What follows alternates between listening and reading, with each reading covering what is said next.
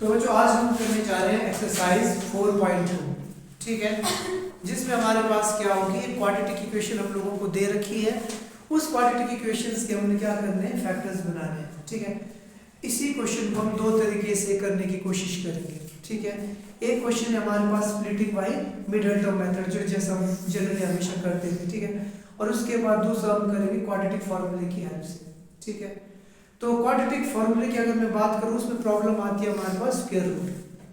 कई बार हम लोगों को स्क्वायर रूट निकालना नहीं आता है, ठीक है। तो उसमें हम कोशिश करेंगे कि हम वैदिक मैथ्स की हेल्प लें, उसके थ्रू भी क्वेश्चन करने की कोशिश करेंगे, ठीक है।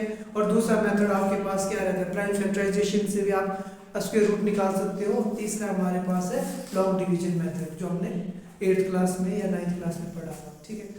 और दूसरा मेथड है हमारे पास splitting by middle term method. कई बार ऐसा होता है कि हमारे पास कुछ नंबर बड़े अटपटे से आ जाते हैं, बड़े नंबर्स आ जाते हैं, जिसमें हम लोगों को स्प्लिटिंग बाय मिडिल टर्म करने में प्रॉब्लम आती है। तो उस केस में हमारे पास एक चॉइस रहती है quadratic equations, sorry quadratic formula की, ठीक है ना।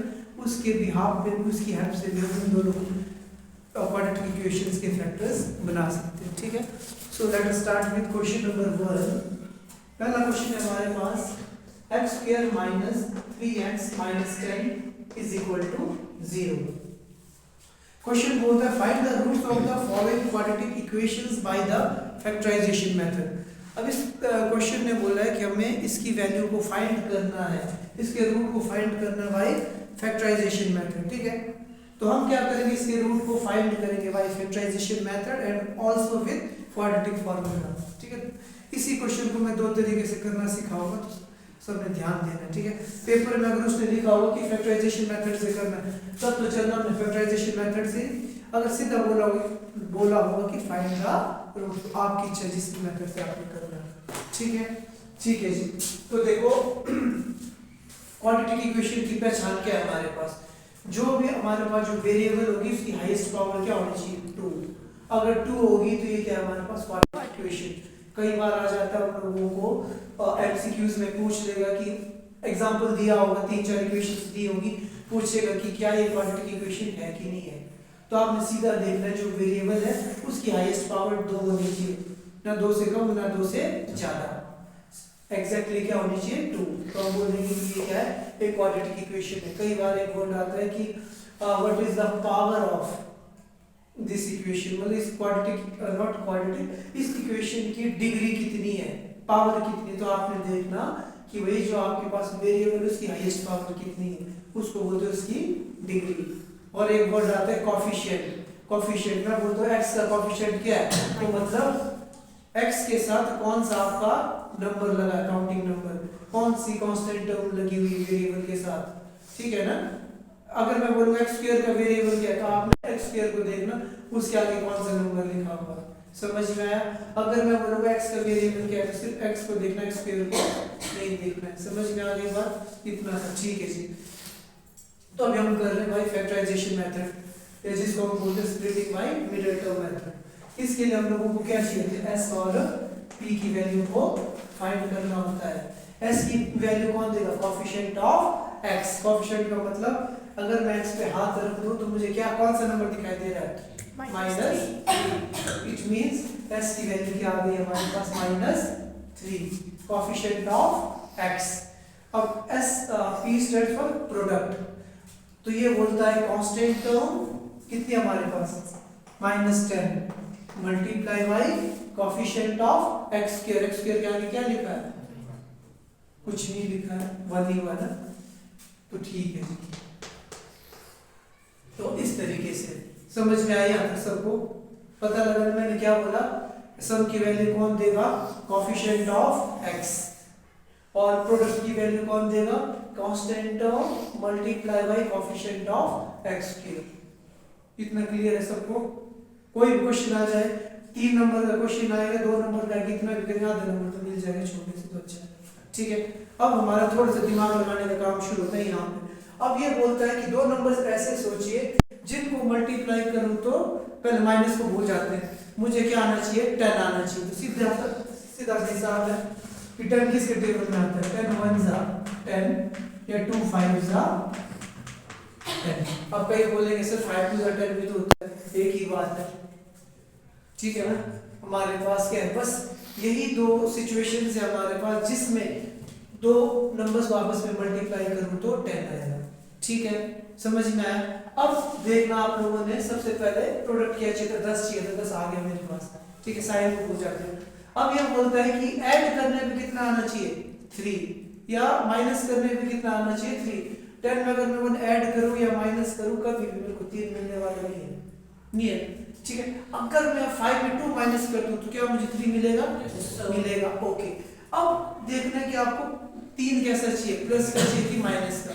माइनस का चाहिए ना। हम लोगों ने पढ़ा है कि जब कभी भी हम किसी भी दो इक्वेशंस को आपस में ऐड करते हैं या माइनस करते हैं, साइन हमेशा किसका लगता है? बड़े नंबर का। तो इसका मतलब क्या हुआ? इसका मतलब हुआ शायद मेरे पास कुछ ऐसी सिचुएशन रहेगी, अगर इनको मैं 5 नेगेटिव लूंगा और 2 पॉजिटिव लूंगा, प्लस माइनस माइनस, 5 में 2 गया कितना है हमारा 3, और साइन किसका आ गया? नेगेटिव का। अगर मैं मल्टीप्लाई कर दूं इसको, अगेन क्या आ गया मेरे पास है? क्या मुझे ये चीज चाहिए थी कि नहीं चाहिए?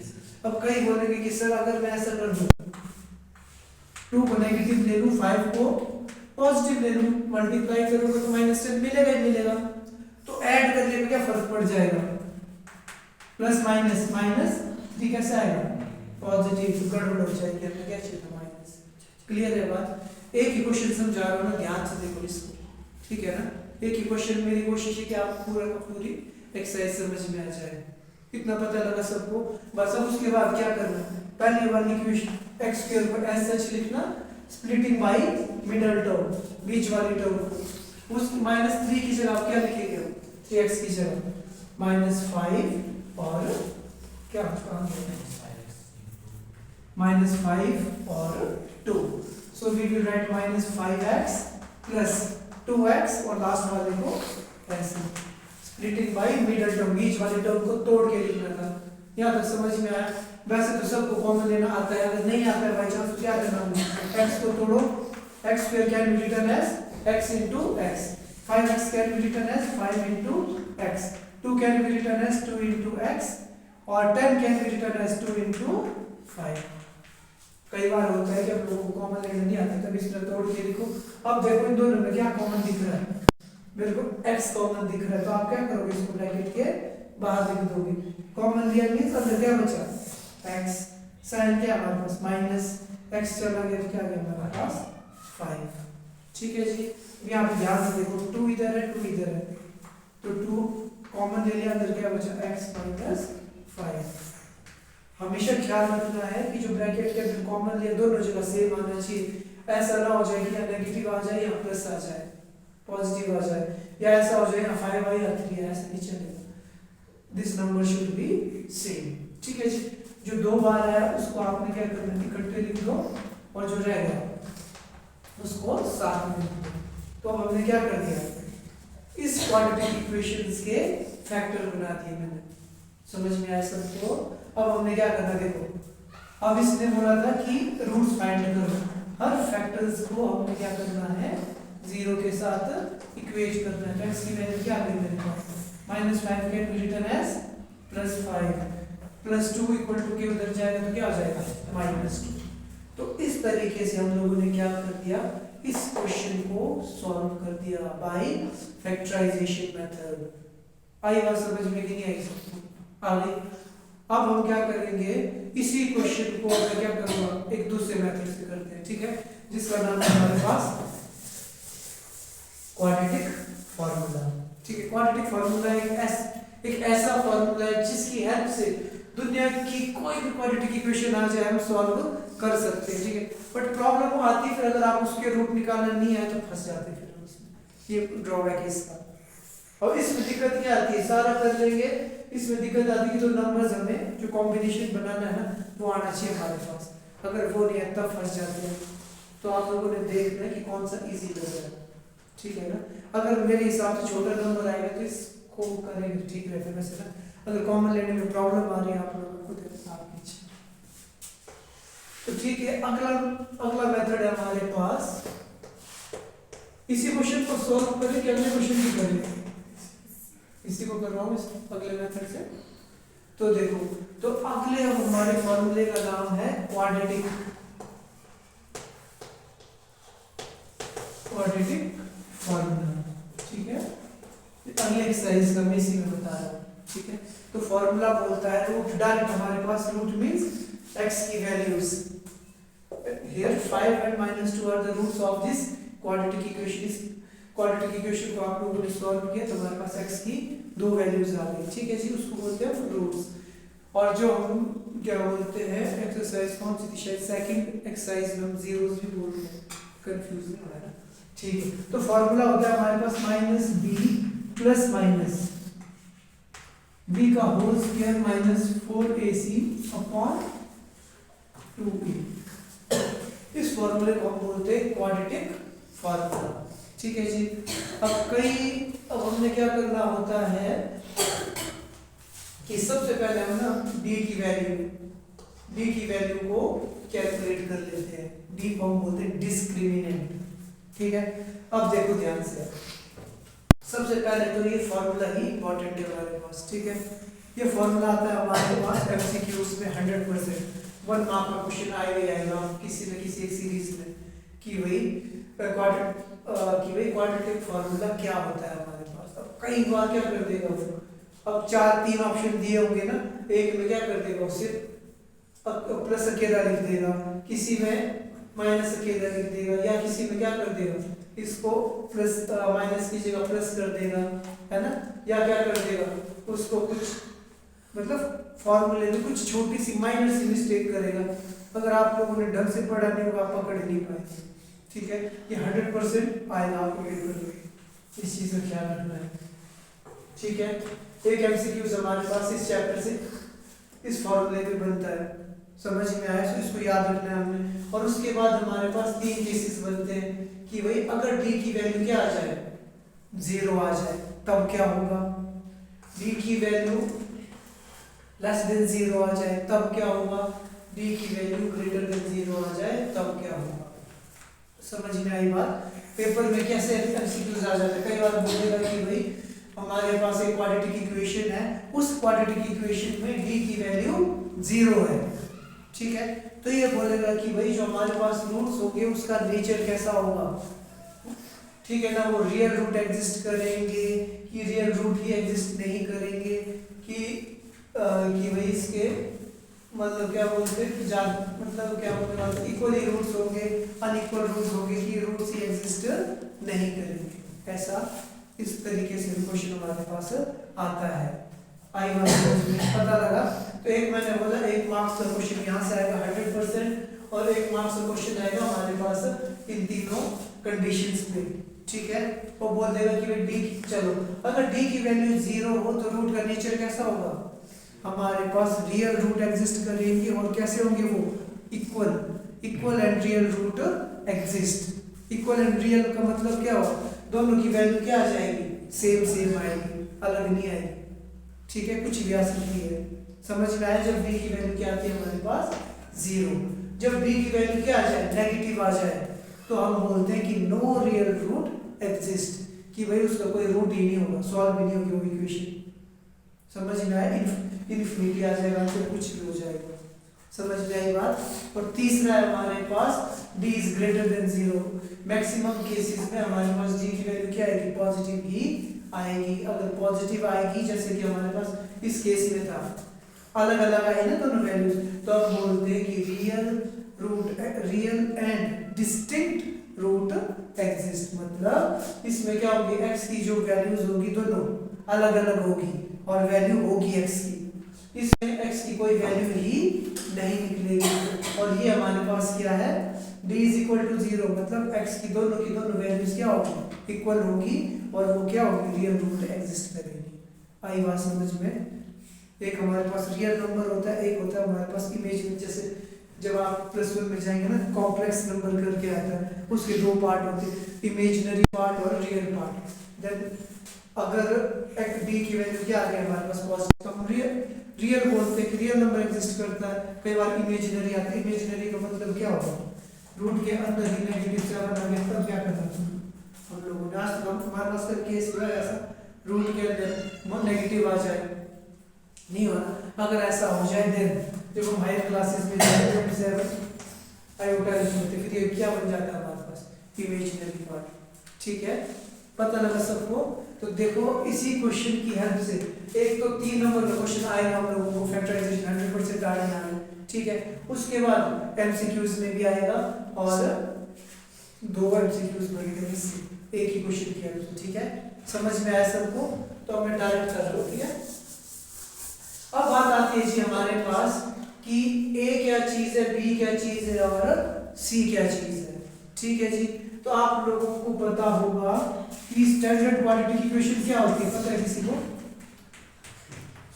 स्टैंडर्ड क्वांटिटी की इक्वेशन ये है हमारे पास स्टैंडर्ड क्वांटिटी जी माइनस ये हमारे पास है standard quantity equation. Standard quantity की इक्वेशन बोलती है ax square plus bx plus c is equal to 0। अगर इस कंडीशन में हमारे पास क्या बोलते हैं कोई इक्वेशन इस फॉर्म में दी होगी तो हम उसको बोलते हैं वो कैसी है, स्टैंडर्ड क्वांटिटी इक्वेशन, ठीक है। अब हम क्या करेंगे, इस इक्वेशन के साथ ऊपर वाली इक्वेशन को कंपेयर करेंगे, ठीक है। तो क्या देखो ये आ गया x square minus 3x minus 10 is equal to 0। तो देखो a की वैल्यू क्या है, a की वैल्यू कौन देगा, कोएफिशिएंट ऑफ x स्क्वायर। तो x स्क्वायर पे हाथ रखा तो क्या दिखा मुझे 1, ठीक है जी। उसके बाद दूसरा हमारे पास क्या है, b की वैल्यू कौन देगा, कोएफिशिएंट ऑफ x। x पे हाथ रखा तो क्या आ गई वैल्यू -3, ठीक है जी। और लास्ट है हमारे पास c की वैल्यू कौन देगा, कांस्टेंट टर्म इज -10। यहाँ तक भी बच्चे ठीक कर लेते हैं। अब मजे की बात आती है जहाँ हम लोगों से गलती होती है, मैक्सिमम बच्चे जहाँ पे गलती करते हैं। यहाँ तक समझ में आया, पता लगा ना सबको, ठीक है। तो अब मैंने क्या निकालना है, रूट की value x is equal to x की वैल्यू क्या है -b, x की वैल्यू है -b, हम b की वैल्यू कितनी है -3। बच्चे क्या करते हैं डायरेक्ट -3 करते, वो गलत है। क्यों? क्योंकि b की वैल्यू ही हमें क्या चाहिए, नेगेटिव। b ये जो माइनस है ना अलग है, ऐसा है, आई बात समझ में? तो माइनस माइनस यहाँ पे क्या होना चाहिए प्लस। इस चीज का ख्याल नहीं करते बच्चे, मैक्सिमम गलतियां। ख्याल रखना b की वैल्यू क्या होगी, जो भी आएगी उसको माइनस से मल्टीप्लाई करना है। यहाँ पे -3 माइनस +3, क्लियर है। उसके बाद प्लस माइनस क्या था, v का स्क्वायर क्या होगा -3 का स्क्वायर -4ac। आया समझ में सबको, क्लियर है। अपॉन में क्या है हमारे पास 2a, क्लियर है जी। सो वी विल गेट 3, हमें डायरेक्ट करना होता है 3 प्लस माइनस 3 3 जा 9 माइनस प्लस, तो 40 प्लस 9 इज 49 अपॉन 3, ठीक है जी। अब ध्यान से देखो, अब यहाँ पे हमारे पास x की कितनी वैल्यूज आएंगी, 2 वैल्यूज, एक पॉजिटिव और एक नेगेटिव वैल्यू, ठीक है। ऊपर कर लेता हूँ इसको, तो यहाँ के 3 प्लस माइनस 49 का रूट क्या आएगा, किसका स्क्वायर 49, तो 7 अपॉन 3। तो वैल्यूज आ गई जी हमारे पास, एक बार +7 पकड़ेंगे और एक बार हम -7 पकड़ेंगे, ठीक है जी। एक सॉरी 2 है यहाँ पे, 2 1 जा 2 2 1 जा 2, देखो नहीं गड़बड़ नहीं हुई, 2 1 जा 2 में 3 मैं ऐसे उतना नहीं। तो देखो 7 में 3 ऐड किया तो कितना गया 10 अपॉन 2 इज 5, 7 में 3 माइनस किया हमने तो कितना गया 4 अपॉन 2 इज -2। ध्यान से देखो दोनों केसेस में आंसर सेम आया कि नहीं आया हमारे पास।